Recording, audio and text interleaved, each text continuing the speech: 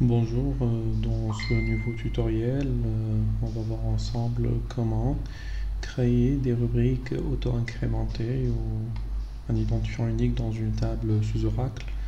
Comme vous pouvez le savoir, dans MySQL, il y a l'auto-increment. Dans Hyperfile SQL aussi, pour ceux qui sont habitués à HFSQL. Il y a la table de type, il y a la colonne de type identifiant unique où on aura donc l'identifiant qui sera incrémenté automatiquement pour chaque nouvel enregistrement. Sous Oracle, il n'y a pas cette notion, mais on peut toutefois la travailler pour qu'elle soit opérationnelle. Je pense qu'avec la version 18c, ils ont annoncé que ce type sera disponible. Mais bon, bref, on va voir comment. Donc, je suis là connecté à mon compte utilisateur sous Oracle XE avec Oracle SQL Developer. Je vais vous mettre le lien pour télécharger l'outil gratuitement de chez Oracle. Aussi pour le script que je vais utiliser, les différents scripts que je vais utiliser, je vais vous les donner dans les commentaires en dessous de la vidéo. Donc voilà, on commence direct. Là, mon utilisateur, il contient rien déjà. Je vais commencer par créer une table que j'ai nommée test 1. Donc, je vais créer une rubrique que je vais appeler IDAuto, number de 5, donc ça sera donc maximum 99 999, note nulle. Ça sera donc ma clé pour la table. J'ai ajouté deux autres rubriques, nom et prénom, de type varchar 230, et aussi les mettre en note nulle. Et puis je vais annoncer ma contrainte, ma clé primaire, donc constraint pktest1 que j'ai nommé primary key IDAuto. Donc j'exécute le script. Là il me dit qu'il y a un problème. Parce que j'ai pris la sélection. D'accord. Donc lorsque vous prenez la sélection et vous appuyez sur exécuter le script, donc il exécute que ce qui est sélectionné. Donc je mets le curseur, je désélectionne le texte et puis on appuie soit sur F5 du clavier ou exécuter un script.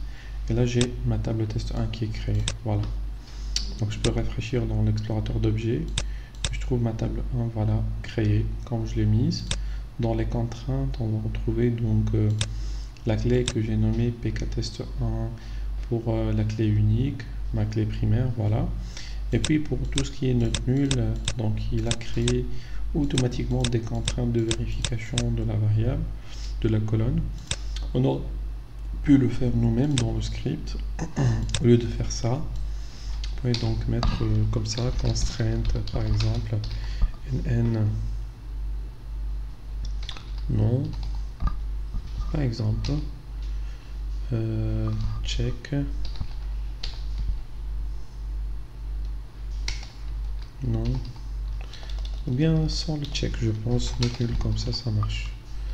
J'espère. Donc on va faire le test, je vais faire drop table test 1, cascade constraints.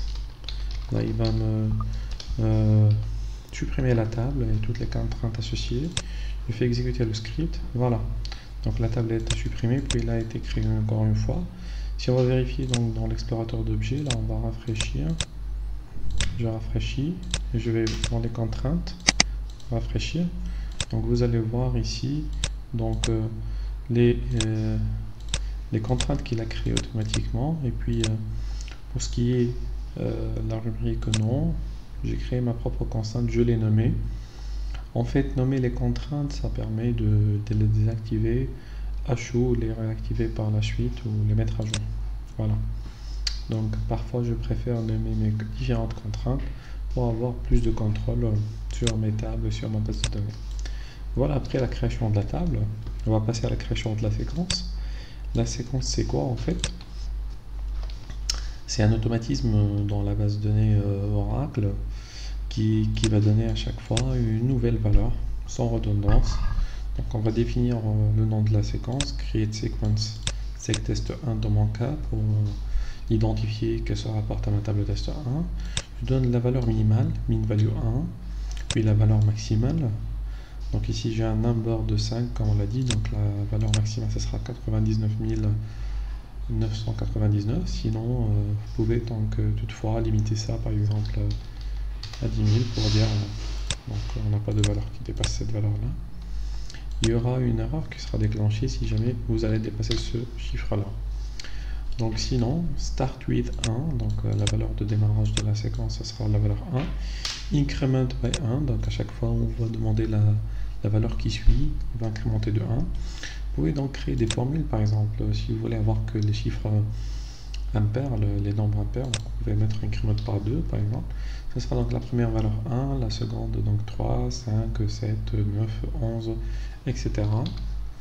Et puis cache 10, donc on définit le nombre de valeurs de la séquence qui seront mises dans le cache d'Oracle pour accélérer l'accès.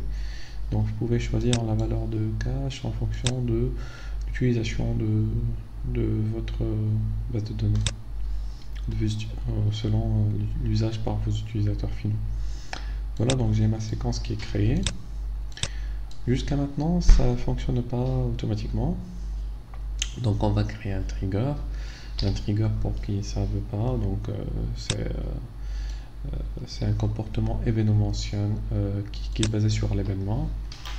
Donc vous pouvez chercher de la documentation sur le net facilement. Sinon, j'essaie de consacrer quelques vidéos pour expliquer les fonctionnements.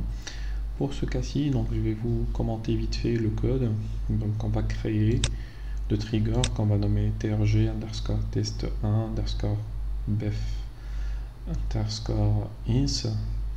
Ben, ici, comme vous pouvez le constater déjà, on commence par create or replace. C'est quelque chose d'utile avec les triggers parce que s'il n'existe pas, il va le créer. S'il est là, donc il va le mettre à jour. Donc create or replace. Le nom, moi, je préfère donc mettre quelque chose de significatif. Ben, trg, c'est pour le trigger. Test 1, la table. Bef ou bif, c'est pour le before avant, et ins pour le insert. Puis on va indiquer donc l'événement de déclenchement du code de ce trigger. Before insert, donc avant l'insertion. En test 1, donc en rapport avec la table test 1. For each row, donc c'est pour toutes les lignes qui sont insérées dans test 1. Puis on va encapsuler notre code entre un begin et un end pour définir le corps du trigger. Dedans, qu'est-ce qu'on va mettre? Donc on va mettre 2.new pour dire le nouvel enregistrement. Donc il y aura 2.new et 2.old.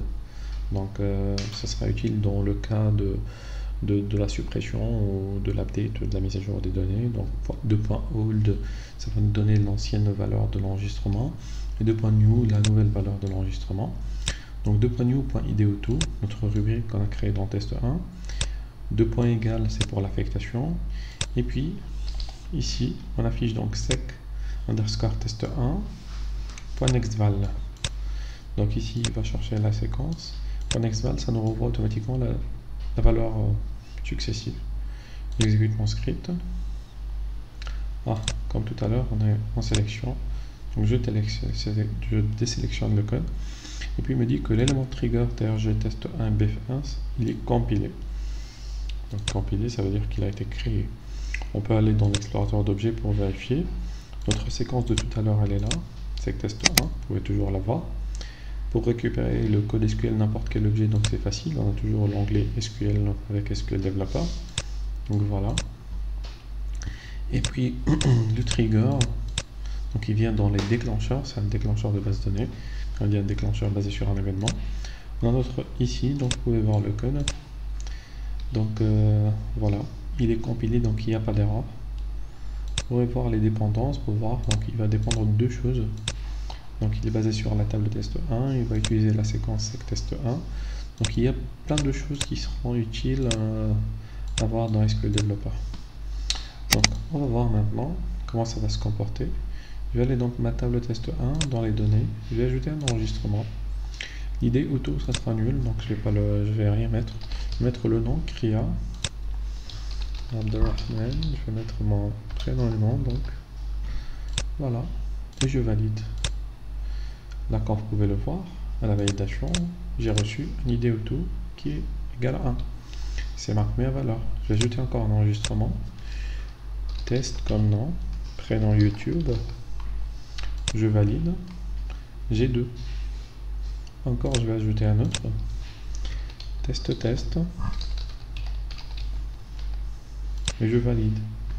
Je peux toutefois supprimer les enregistrements au milieu. Donc je vais supprimer cet enregistrement-là, je valide. Je suis toujours à la valeur 3. J'ajoute un nouvel enregistrement. Test YouTube, ça va me donner la valeur 4. Si jamais on supprime la 4 et 3 par exemple, on va supprimer tous les enregistrements déjà de la table, on va la vider. Lorsqu'on va ajouter un enregistrement, ce qui sera Dr K, voilà. Donc vous remarquez ici qu'il m'a donné 5. Donc la séquence elle avance sans revenir en arrière. Si jamais vous voulez la réinitialiser, vous pouvez donc la supprimer et la remettre et la recréer. Mais sinon, donc même si vous supprimez les valeurs, donc ça se comporte convenablement. Si vous avez plusieurs utilisateurs qui agissent sur les données en même temps, donc il va gérer ça automatiquement en Oracle. Donc le premier inscrit, il prendra la valeur 5 par exemple, le second 6, 7, 8 et 9, etc. Donc j'espère que la vidéo vous a été utile. Si vous avez des questions, encore des questions, n'hésitez pas à les mettre dans les commentaires. Si vous voulez d'autres tutoriaux concernant Oracle ou n'importe quel autre SGBD, je vous laisse libre de commenter ça en dessous de la vidéo. À la prochaine.